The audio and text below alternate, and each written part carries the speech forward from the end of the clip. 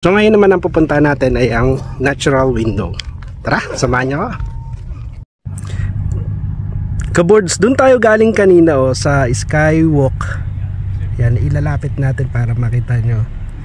Yan, dyan tayo galing kanina. So imagine nyo na lang kung gaano siya kataas. Kasi 100 meters yung taas niya. Okay. Ito kaboards, yung susunod natin pupuntahan ay yung nature's window. Yan ang ating destination. Allow only 30 to 45 minutes.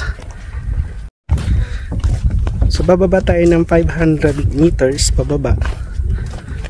Yun. At dun tayo pupunta. Medyo mababa pa yung lalakarin natin. Kaya naman mas maganda kung magbabaong kayo ng tubig. Kaso ngayon wala kasi ang dalang tubig.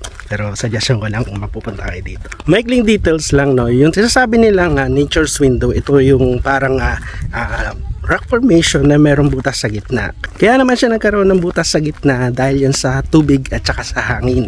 So milyong taon ang lumipas, no, nagkaroon siya ng formation or yung cold formation. Kaya naman siya tinawag na natural window.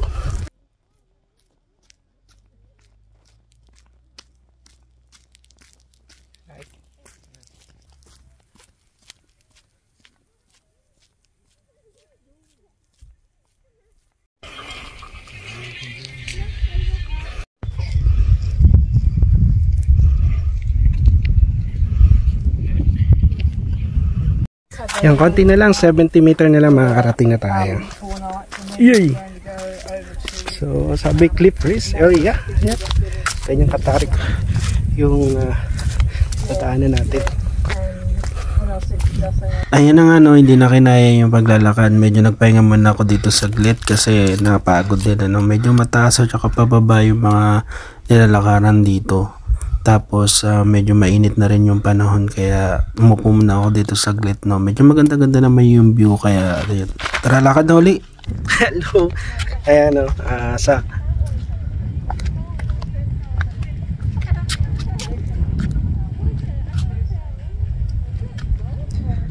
yung pababa na tayo. Natural rocks na ito yung dinadaanan natin, din na siya gawa. Man-made. Yeah.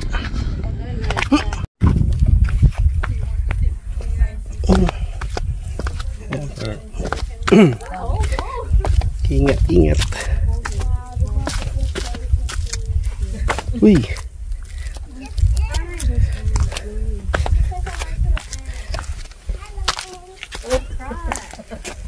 So far, sulit naman yung ating trekking na medyo, ayan yung dinadaanan natin, ano.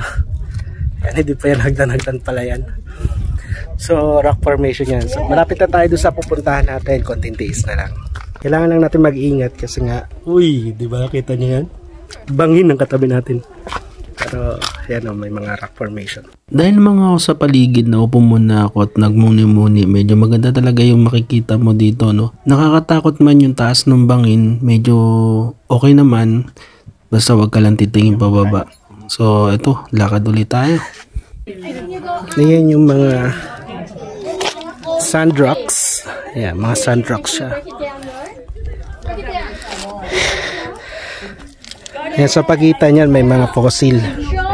So, hindi lang natin alam kung ano yung mga fossil na nasa loob niyan. Maybe yung mga animals na libo-libong taon nang nabuhay. So yan, nandito na tayo, no? Malapit na. Nasa likod ko na siya, medyo marami na nagpapapicture. So mamaya pupunta natin. Ito po yung sinasabi nilang natural window. Yan. So yan, may mga nagpapapicture.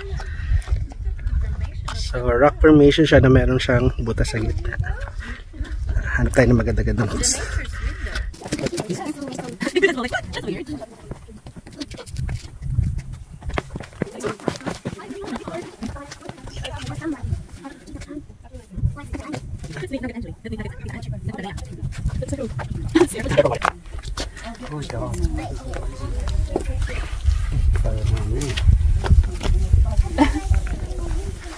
Nandito na tayo sa natural window. Okay, so narating na natin siya. Medyo roughy lang yung kanyang trail. Sulit naman.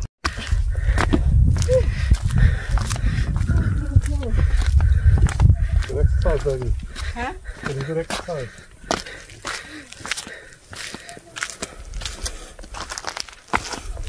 Yeah.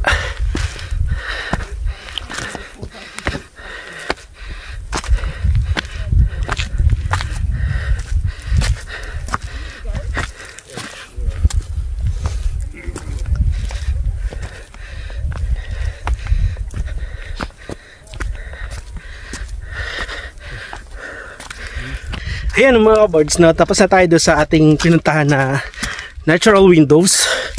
Medyo babalik na kami kasi yung pupuntahan namin pa na susunod is yung loop trail. Yung loop trail, pagkatapos ng natural window, dire-diretso na yon. Kaso, napakadelikado. Hindi na natin pupuntahan, next time na lang. Kung may pagkakataon pa. Dahil joke lang. So ayun o, sana nag-enjoy kayo sa pag-gala natin dito. Tignan natin kung meron pa tayong pupuntahan. Ay, nakakahingal. Pabalik pa lang tayo. Meron pa tayong almost 430 meters na lalakarin paakyat. Kaya samahan niyo lang ako. Maraming salamat. Bye bye. Ano, kaya pa? Grabe, taas pa oh. Ayan. Akit pa tayo dyan. Yan, ginusto mo yan eh. Doon pa tayo. Doon tayo babalik. Tapos yun yung pinuntahan natin. Yun. Yun yung pinuntahan natin kanina.